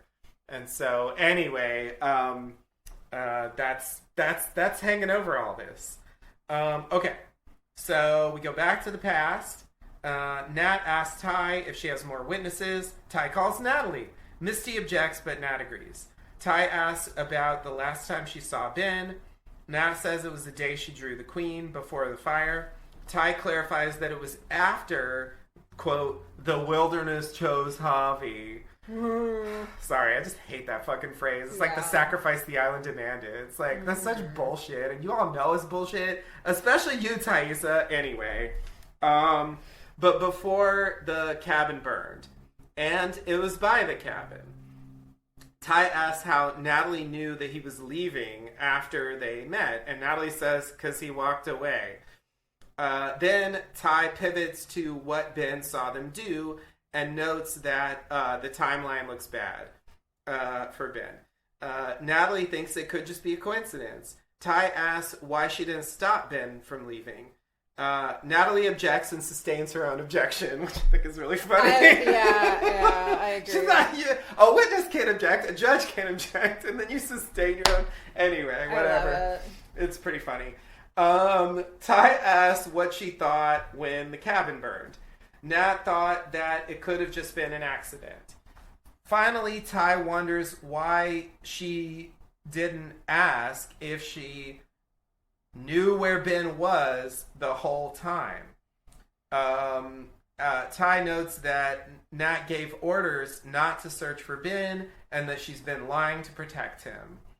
Finally, Natalie admits that she knew he was out there, but he wasn't a threat. Shauna jumps in. Hey, you're not participating in this. Mm-hmm. You can shut up. You're on the jury. The jury does not talk during a trial. Thank you, Shauna. Anyway, Shauna jumps in, contradicting. There are many murmurs.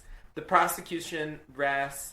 Misty does not question Natalie, but calls Coach Ben for questioning, and that's her relief. So yeah, this is where, basically like at this point, everyone knows that Natalie was protecting Ben. And I think this could lead to some trouble for Natalie going forward in terms of her leadership. Obviously we know she's going to survive, but just in terms of her position here, they're probably not going to like this, especially after they all agree that he's guilty at the end after being bullied into it by Shauna. Anyway, it's like literally what happens. Yeah. All right. It's not the finest moment of legal history, but definitely not. Okay. So we go back to the present. Jeff is yucking it up with a Christopher Walken impression. It's so weak. It's really bad. It's worse than mine. Yeah, and actually, mine's horrible. If we merged his with yours, we might have something close.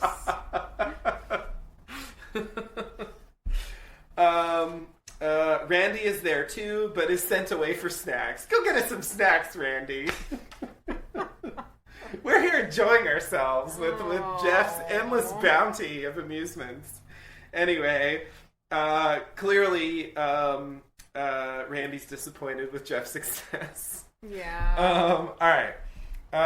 So back in the freezer. I guess that's probably what it was like in high school for the two of them. That's what they're trying to. I think you're right. Do here. Definitely. Yeah. That's the vibe. I didn't even think about so that. Long to think of that. That's clearly what they're trying to do. Yeah, and I forgot about their old dynamic. Yeah, that's a good point. That's a very good point. Good one. Thank you. Anyway, all right. So back in the freezer, Shauna's still calling for help. Jackie says no one is coming. This is karma. Jackie says someone is trying to hurt Shauna for, quote, what she did, both in the wilderness and after she got back. Then she talks about the cold. Then she notes that Shauna isn't doing anything about the threat, but, quote, hurling accusations. Jackie says that she's the most interesting thing about Shauna and asks her if she turned into the person she wanted to be after Jackie died. And then Jackie disappears. So, this scene, really threw me for a loop the second time. Because I'm like, oh, interesting little point here that kind of, flew under my radar. This insinuation. And just to clarify, as you said, I don't think there's no ghost Grady. I don't think there's no ghost Jackie. This is Shauna's. This is basically a recapitulation of that weird meat locker stuff from season 2. One of my favorite things from season 2. I love that stuff. Yeah. I live for those scenes. Anyway, and so exactly. She's thinking to herself, right? So she's thinking that someone is trying to hurt her for what she did in the wilderness and after she got back. Yeah. And that leaves open a lot of possibilities. It does. So when I heard this, watching the episode, I was like, oh shit, what did she do when she got back? Yeah. And then I thought, well, does it just mean Adam? It could just mean Adam. That was my thought too. So I think it's I don't want to get my hopes up that there's some crazy extra thing coming afterward, but maybe. We've gotten nothing really, tiny bits of suggestions about what happened between they're getting on that plane. You're like walking across the tarmac. Yeah. And the main storyline from the beginning of season 2. Right. Yeah. The only time they ever showed. Right. Like we get these references to Natalie and Travis in this toxic on and off relationship. Yep. Lottie in the institution in Switzerland. Yeah. But that about it. Yeah. And so I'm interested to see whether they're hinting at something more there. I'll be a little disappointed if it's just Adam. Yeah. I will too. This but I think there's also the wilderness uncertainty too. Like, what did she do in the wilderness exactly? Like, Yeah, well, I mean, I think Jackie? I don't know. I think what we've seen them do in the wilderness to this point is enough for that. But I do think we'll learn more. We're not. Yeah, we haven't seen all the, morally questionable things that they've done in the wilderness yet. And I think in this episode we see like her railroading Ben. Yeah. It's possible that we're gonna find out something definitive about Ben not having done it. Yeah. And that'll reframe this. I don't know. Yeah. But regardless, I mean, she thumbed the scale in this episode. Yeah. And that's not nothing. No, I agree. It's just, I guess, like, a lot of that stuff, I would say, isn't... Shauna's participation in it isn't particularly worse than the others, Like, the Jackie thing stands out because it was more specifically, like, what Shauna did. Yeah, but she survived. And, I mean, everybody has these demons, or whatever, Vance got her cancer, even if it's potentially in remission. Yeah. Travis eventually dies by suicide. Yeah. Natalie also. I mean, no, but yeah. I mean, she sort of sacrificed herself. Yeah. It's like not exactly suicide. She almost she almost dies by suicide. She put herself in harm's way, and she was about to. Yeah. Anyhow, so but I also think it's interesting this, to your point that these are her own thoughts coming back to her. This is not a ghost. It always was just her own thoughts. Yeah. So she's thinking still at this point that Jackie's the most interesting thing about her. Yeah. And that's wild. It is wild. And that she's thinking to her, and which, maybe could be read as a response to Misty coming in like, you're a housewife, isn't it all you do to like cook for people, this wasn't the life that she, there was that scene when she's with Ty in an earlier season, I guess last season. Yeah, the first season. Yeah, the bedroom scene. Yeah, the bedroom scene. Yeah, when she comes over to stay. Yeah. And being here with Jeff on this lark of a community service, whatever, kind of, in a sense, even though she was, as you were saying, like in the earlier scenes, she was smiling and happy. Yep. She was doing great. Yeah. But then as soon as she like hovers above herself in that moment, she's back to the like, this totally exemplifies how disappointing my life is. Sort of wasted potential or something. Wasted potential, yeah. Not that it's wasted potential to do that kind of work, but like if it's not what you wanted to do. Yeah. Feeling like she could have made a lot of other choices and didn't necessarily choose the path that she would have wanted, like more abstractly or more like objectively, I guess. But it was a bigger point in season 1 for sure. I mean, like we said, like in season 2, I think Adele Shauna gets lost a little bit. The drama was more in other places, and so I think they didn't really pick that point up much. But yeah, it does seem like they're coming back to that place. And I also feel like there's a thing here about, did you become the person you wanted to be after Jackie died? Like, that they're kind of making a point about Shauna in the past as well. Yeah. That like, she's sort of reflecting on that era of after Jackie died and the stuff she did at that time and how that might relate. But even just this, like, what are you doing about the threat but hurling accusations, Yeah, that is not really surprising that she's thinking that, but it's great because, yeah, she's just been lashing out at Misty. Yeah. So now we hear her own thoughts saying, like, why aren't you taking this more seriously? Why aren't you actually investigating to try to figure out who's doing this and why? As opposed to just, like, going for the easy thing of, like, fuck you, Misty. Yeah. Yeah. Yeah. I'm glad that she realizes this, you know? Even if her behavior isn't quite reflecting it yet, like, at least on some level she knows, like, this is unfair and, like, counterproductive, like, what she's doing. Yeah. So I'm hoping this can lead to a turn. I'm hoping she can, like, break out of this cycle and, I think this is it. Do something more proactive. Yeah, but go and murder Lottie. I know she absolutely has the opportunity to do it. Yeah, I don't think that she did. I don't either, but she absolutely has the opportunity to do it, and they specifically write it so that that's the case. And I'm just like, damn, I don't think she did it either. To me, like, Shauna's the obvious false suspect, since she was the one who was, like, so mad at Lottie. Mm-hmm. You know, and, like, I feel like that's what you go, you know, like, oh man, you know, she put the necklace on Callie and like, you, like, threw her out of the house, like, yelling at her, and you threw dishes, and you know, like, you were so mad that she was, like, trying to talk to Callie, and you know, they could tell us, like, she found out that they went shopping, or, you know, like, whatever, you know, all that shit. Like, they could try to, like, build that, but of course I don't believe that she did it. Like, not for a second. No. More so than Jeff, but definitely not, like, definitely not more so than, like, I think more valid suspects, like Van, for example. Yeah.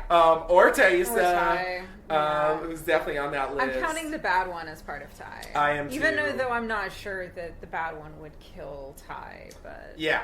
It depends on whether Ty ever really did have a legitimate connection to the wilderness, and whether the bad one did. Yeah. These are questions. They are. What else we got? But yeah, I just appreciated this a lot because, Shauna's just been so frustrating this season. So it was just like, oh, okay, good. There is at least some sense in there. She's just, like, behaving kind of, like, frustratingly, but, like, on some level she understands, like, what's happening, and maybe there's a chance here after this experience that we can get a turn in her approach to things. I'm looking forward to that if that happens. Yep. Okay. So, Randy looks for snacks in the kitchen, finally hears some thumping in the freezer. Hearing Shauna, he opens the door and she comes out running away.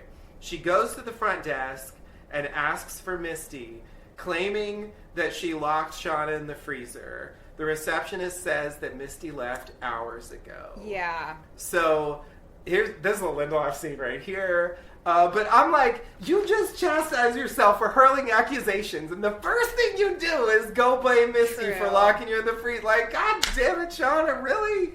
Anyway, but also, like, you know, Misty's gone, right? So Misty's unaccounted for during this period. Shauna ends up being unaccounted for. Ty and Van are unaccounted. It's like, goddamn. Everybody's a suspect. It's like they very deliberately wrote this in a way where we really can't, like, definitively rule anyone out. Only by context, you know. Except, like you said, like, Jeff is here. Jeff stays there the whole time. Like, he says, you know, like, you just ran out. Like, what happened? You know, so, like... And, like, Rand, I mean, there's, like, so zero chance Randy did this. Yeah. That makes no fucking sense at all. All right, anyway. But, yeah, I thought this was good. It should reinforce the point that you were making to yourself, like, 5 minutes ago, Shauna. Anyway. That was then, and this is now. Like, Misty didn't lock you in the freezer. Jesus Christ. All right. Misty would not do that. No. Anyway, all right. Back to the past. Misty asked Ben why he wanted to be a coach, a teacher, to work with teenagers. He says he didn't particularly want to do that stuff. Misty wonders, well, then how did you end up on the plane? How you were working there for 9 years? Ben says, I don't know, you were good players, and he thought he could get a better gig. Misty asks if it was just a job for him, but he says no. He ended up liking teaching, and he enjoyed coaching them, and he actually ended up liking them. He says they were relentless and they were underdogs, and he likes those because he is one. Misty says he would never want to hurt an underdog, right? Ben says he would have turned them in for getting drunk if he wanted to hurt them. He would have put Misty on the team so she would get mocked for not being good enough if he wanted to hurt them. Ben says his family sucked and they weren't there for him, and he wanted to look out for them to make up for it. Misty asks why he left. Ben says they cut his leg off and stopped listening to him, and now they're putting him on trial. He was basically scared that he would be next and that they didn't need him anymore. He admits being a coward and says he's ashamed for leaving them, and he apologizes to Shauna directly. Then he says that what they had to do is incredible and says he didn't appreciate it. And he says he shouldn't have judged them, and he doesn't understand their belief system, but he would not try to kill them. We see some of them react to this, including Lottie wiping a tear from her eye. Lottie! All right. I just, seriously, Lottie. All right, sorry. Misty says no further questions. When I watch this, and then I'm like, I know what happens next. I'm just like, really? Really? Yeah. Another way to read this whole exchange is as kind of a rebuttal to the visions that he's having shortly before, like in the run-up to the cabin, to him leaving, where it's like where we're invited to interpret that he gave up a life of happiner to indulge in part because just the social context made it a harder choice for him to sort of come out and live that life, and also that he didn't really like them, that he thought they were spoiled brats, and there were some like little monsters, unkind things that he says in those visions. And so we know that those were just visions more than memories, but it's kind of either he's doing a really good job of lying right now, or this is his visions were colored by the situation of fear and disappointment that he was in.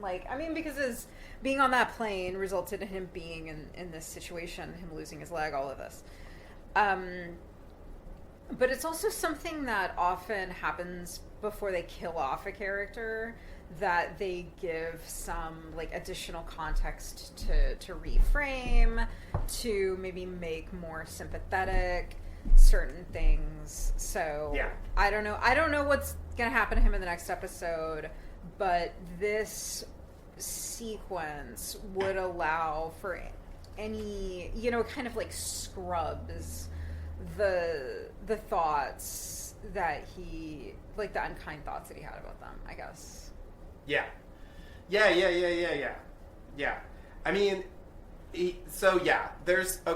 a few ways you could go with this. Like you're saying, you could believe that he did burn the cabin, and he's just saying this stuff because he thinks this is his best chance of saving his own life. Mm-hmm. You could believe that. Mm-hmm. But also and I would say just by my own reading of the scene, it feels to me like he's being genuine. The way he reads the lines feels genuine to me. I don't see Ben being that much of a manipulator that he can put on this performance that's a complete lie. And he made those comments to Mari, the truth wouldn't matter to that mob, I feel like he on some level realizes, and he said it earlier too, he doesn't stand a chance here. And if he really did it, he might as well just say it at this point. He might as well just be like, yeah, you know what? I did burn the cabin. Right. I'm sorry I did it. I was freaked out. I was in a horrible place mentally. I feel like that's his play if he really did it. it seems weird to stand on this when it's gonna come down to the same thing either way. Yeah. So that's what makes me want to believe him. But yeah, I don't know. I also just want an answer. So Yeah. you know, I just wish we could get that. But yeah, it's like he even specifically apologized to Shauna. She didn't give a fucking shit. She absolutely just like doesn't even let it affect her on any level. And then yeah, this scene of Lottie wiping a tear from her eye, I was just like, I if you'll permit me, it made me think about this scene from Lost where, of course. So I find this so frustrating, like. And I think it was just practical, and I think probably here it's just practical too, blah, blah, blah. But it's basically at the end of season 5 when they're talking about, you know, detonating this hydrogen bomb so that they can, like, reset the past and make the plane never crash and blibbity blah, blah, blah. Uh-huh. Right? And so, you know, like, Jack is trying to convince everyone to do it. And, like, and you know, some of them are like, no, and, like, they get convinced in various ways, but, like, specifically Kate is like, no, like, I don't want to lose the last whatever of my life. Like, what are you talking about? You know, like, that I'm just going to be a fugitive again. Like, do you remember what was happening before? Like, is that really, you know? And, like, somehow he talks her into it. And she's, like, giving the thumbs up at the end. And, like, I just never bought it. I was just like, no, her previous argument was good. Like, and it's like they had to force her to get there because they needed the plot to go that way. They couldn't have her standing in the way for the rest of the episode. And so, like, they just, like, you know, that's what it feels like with Lottie here. It's like, we need him to be convicted. And so it's like, you know, even though, like, she said in her own testimony, you know, that, like, it very well, like, there's no great reason to believe that it was him. And then here she's, like, deeply affected by what he's saying, and yet she's going to go for guilty in the end. And it's just like, I'm just like, it feels, I don't know, it feels like they're forcing her to do it. I just don't buy it. Yeah. I don't know. It bugs me. It bugs me. Yeah. I agree. Okay. So we go back to the present. Jeff arrives back at home asking Shauna why she ditched him to go kill Lottie.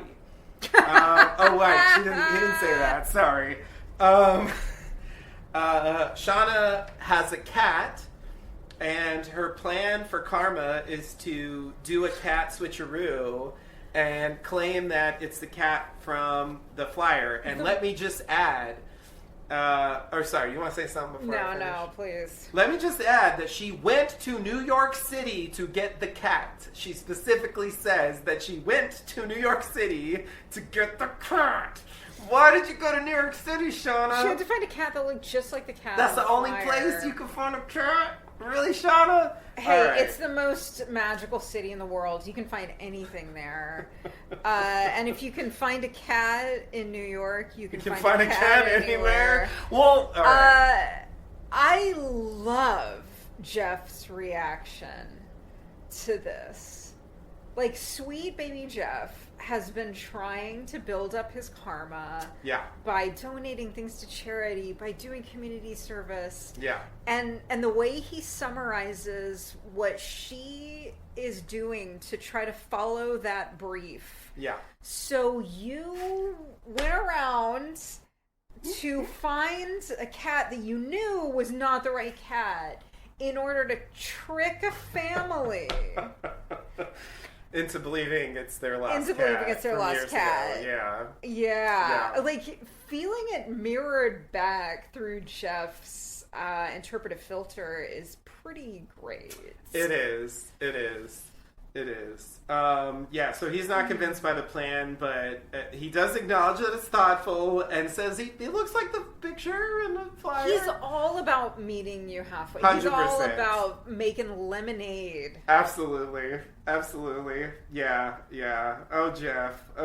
You're just not, you're too pure for this world. He really is. I mean, it goes back, it reminds me of that thing of like, did we find out that he knew all along? He read those journals years ago. Yeah. I don't want to say that Shauna doesn't deserve him, but I think I'm going to have to say that actually no one deserves someone as forgiving and kind as Well, Jeff. it reminds me of that scene from early on. I think it was the first episode when after Natalie's funeral where Shauna talks about like her own eulogy and she's like, and she's survived by her husband who blossomed after her death or whatever.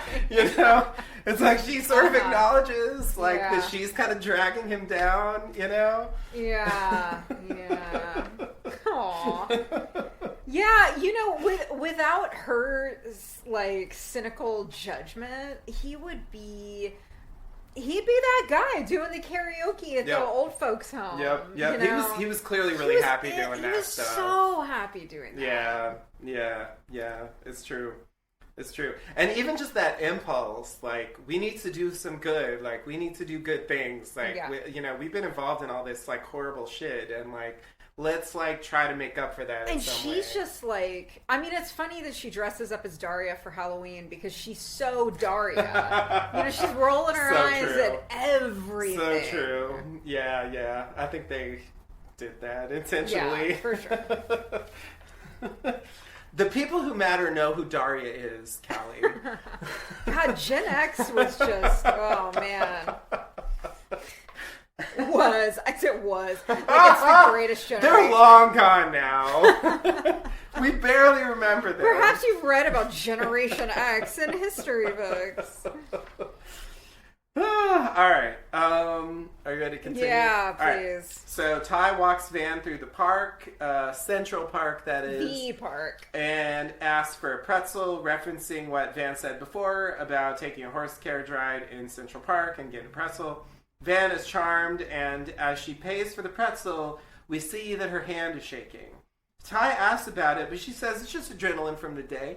No big deal. She gives Ty the pretzel, and they walk to the carriage. Ah, what a beautiful moment. And the Cranberries' lovely ballad Linger plays over this. It's such a tender, you know something.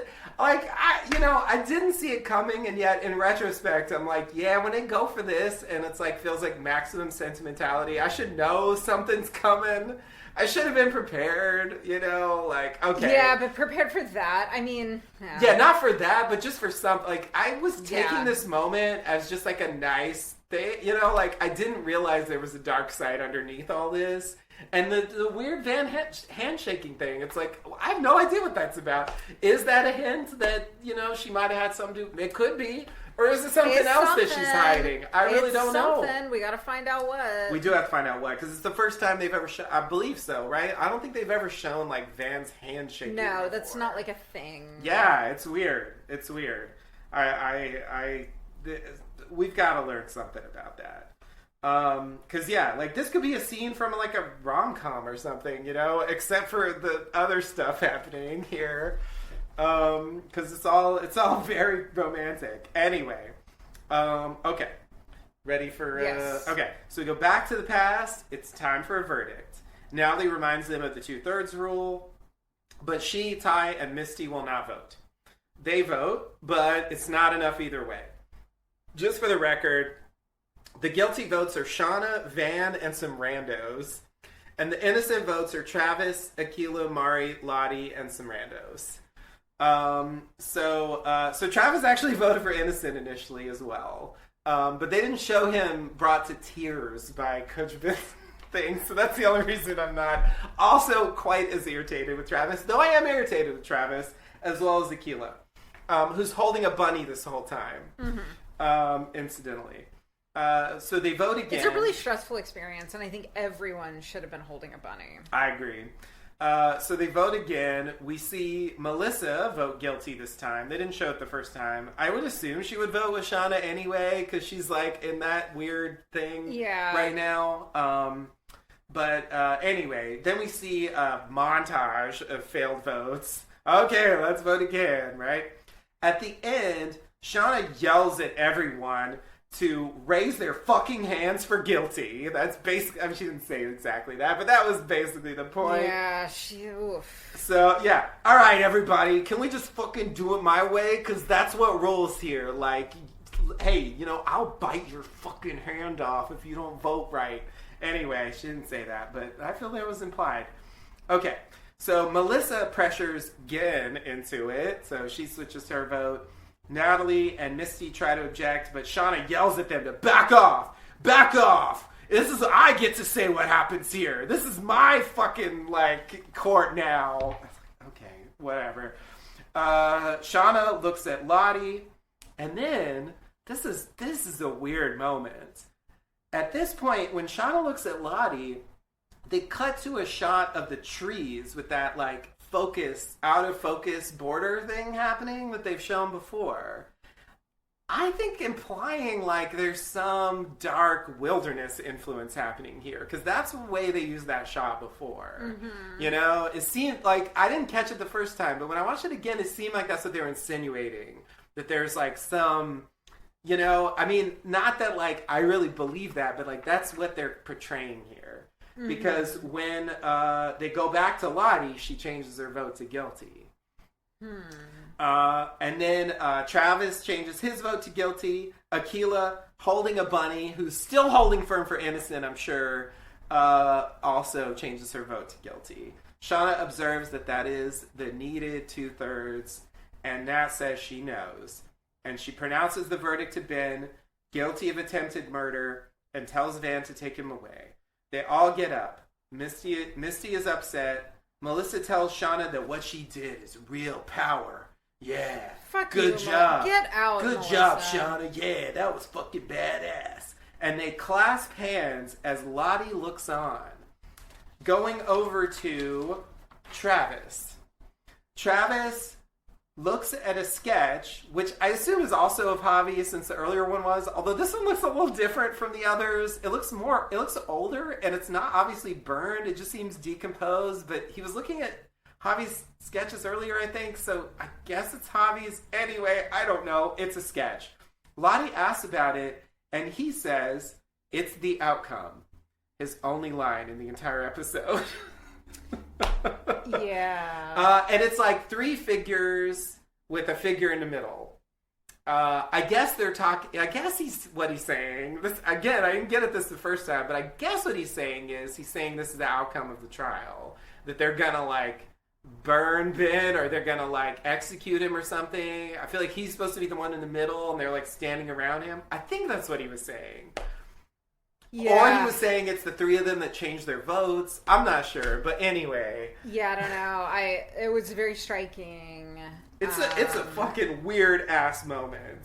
Both of these moments are weird. This thing with Melissa and Shauna, and they like clash, and then like Lottie looks at this. It's like, that's a weird moment, and that also made me think about that thing of Jackie talking about what Shauna did. It made me think there's something coming there. You know, because I feel like they're building up some, you know, just, it seems like that's an arc for this season, is like Shauna's like descent into I don't know what in the wilderness, you know, getting drunk on power or abusing power or something. I definitely feel like she's a bully here, and I don't appreciate it. Definitely. Because it's just like they can vote guilty if they want. But don't fucking yell at them to do it. Like, you know, like they're free people like you are. Like, why are you like trying to force them to do what you want? Like, is that what you call like a fair trial, Shauna? Anyway, got so annoyed by that. And then annoyed by Melissa for like applauding it. Like, really? Like, okay. Oh God. She's like, like becoming like a sycophant type character, like standing in the wings, like cheering on Shauna's like awful behavior. Anyway, and then like Lottie's thing here too, again with the future thing with Lottie and Melissa possibly being there in the future. We still don't really know that. Anyway, all that just seemed relevant. And so I just want to note it. And then Travis's thing. I guess he's implying that Javi predicted that this would happen or something. I don't know. He just says it's the outcome. So yeah. So you tell me. But I mean, I think we're gonna have a different read on this scene after the next couple of episodes. Yeah, I think you're right. Hopefully that'll clarify. But it was very, very ambiguous. It was mysterious. They finally let him say something, and he said it was really mysterious. Yeah, he's just like sitting there this whole time, not saying a damn word. Drunk ass Travis, and this like. This is what you got after all that? Yeah. Like, really? That's weird, man. What's up with you? What are you doing? Anyway, you're as weird as everyone on this show. Anyway, okay. Not that I didn't think that before, but it's really apparent here. All right, so hopefully we'll find out more about that in the future. Shall we continue to the final scene? Yeah. We go back to the present. Misty shines a black light on the paper, but doesn't see anything because I think she was just wrong about that. Or maybe it's something else. We'll see. Maybe Melissa left it for Misty. And then locked Shauna in the freezer. Melissa's too stupid to know how to, like, make some text show up. Yeah. She'll just leave a blank paper to keep Misty on her toes. There you go. I don't know. Keep her occupied. I'm just making some bullshit up, but I do think it's notable. Potentially, or not. Anyway. Then she opens her laptop and sees something on her what do they call it? Board. Citizen Detective Reddit or whatever, saying that a body was found. And Walter texts at this point saying he heard about Lottie and asked if she's okay. Fuck you, Walter! Anyway. Did you kill Lottie? Anyway, I doubt it, but oh my god! Though, what if he did? Well, I will definitely admit the possibility. I will put Walter on the list higher than Jeff and Randy for sure. Uh-huh. He's obviously unaccounted for during this time, and we know he's capable of murder. Yeah. So anyway, I don't see that he has any reason to kill Lottie, but I mean, it's like some crazy way to get back in with Misty. Like I don't know. I don't really believe that, but. It's on the pile. Yeah. Okay. So, at this point, Misty clicks on the image was, hidden initially, and you have to click to reveal it. Yeah, the sensitive content thing. So she clicks on it, and we see a picture of Lottie's body. Lottie's body. There you go. You need to say it works correct. better in British. It doesn't rhyme so much. Lottie's body. Lying on the ground, and then we kind of cut to a real-time shot of Lottie at the bottom of a stairwell, lying on the ground. The stairwell is lined with candles, and zooming out, we see police tape, and there are camera flashes as they cut to an overhead view of Lottie lying on the ground, and then we go to end credits. Yeah. So, I mean. Just one obvious thing to say is that, and actually, now that I think about it, the juxtaposition feels deliberate because this feels like it's a reference to Lottie's vision from season 1 with the candles on the stairwell when Laura Lee does the baptism. I agree. You know, it's like, I wondered why they showed that. And earlier in this episode, we see in the past that exchange with Aquila where she's like, you're having visions. Yeah. And it definitely parallels to her telling Lorelai, or talking to Lorelai about visions. Yeah, totally. Yeah, that was the reason she went there in the first place. And also Travis's thing, right? Because we cut out of Travis, it's the outcome. And then we go to this, sort of implying that what Lottie saw was the outcome. You know? Anyway... Yeah, it didn't occur to me until just now, actually, that there's a connection between those two scenes. Yeah. Did 3 people kill her?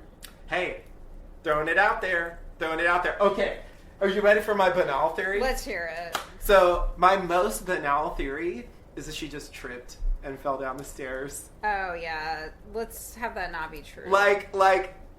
I could see that happening. And so I just have to say it out loud because, like, the way this show works, it really could be some shit like that.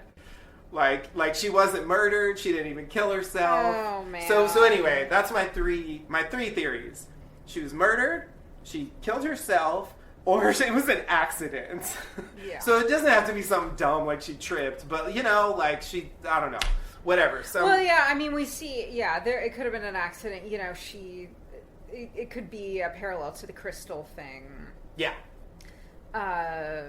She ends up in an altercation. Some confrontation. Backed up. That goes wrong. Yeah, exactly. Yeah, that that would be a better version of my, whoops. Falls down. Yeah, it's like a she doesn't pratfall. slip on a banana peel. Yeah, exactly. Exactly. But it's just, I can't let that go because this show will do shit like that sometimes. Yeah.